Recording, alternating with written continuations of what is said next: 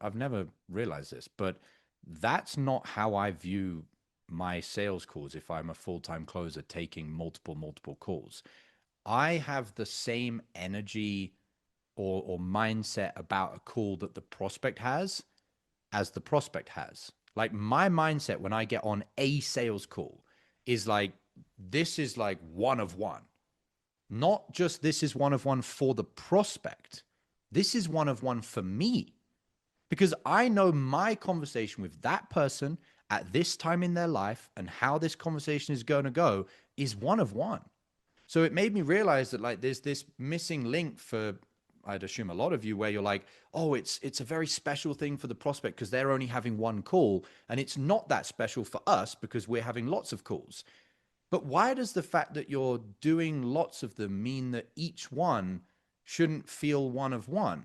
It's kind of like saying you could eat the same food every day and you can choose to just swallow the food and not really chew it and not even really taste it. Or you could still have the same food every single day for breakfast, lunch, and dinner, but when you put the food in your mouth, you're savoring the taste.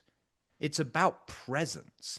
It's not about the external of like, am I taking lots of calls or only one? It's how are you viewing that call? Like to me, when I lock in to take a call, which is also part of the ritual of the pre-call checklist, it is, I'm never going to speak to this human being ever again in my life. I've got one shot with this fucking person. I don't put it in the same category as, well, I've got another call after that, and then another call after that, and then another one after that, and another one after that. It's this person is only coming into my life for 1 hour, and that's it. I'm never going to know this person ever again for the next 70 years that I'm on the planet. I've got 1 hour to meet this person and serve them, and I'll never see them or speak to them again. So it is one of one for me, each call. And I'm just able to shift that from one call to the next so that each new call reset. I'm going to meet this person. I don't know what they look like, sound like, feel like, their vibe, their energy. I'm going to meet someone for once in my life. And I've got 45 minutes with them, an hour with them. So I think if you make that shift, guys, all of you, you'll start to connect to something much more sacred about what your sales calls actually are. How many deals have you already lost this week that you could have closed but didn't because you were out of state?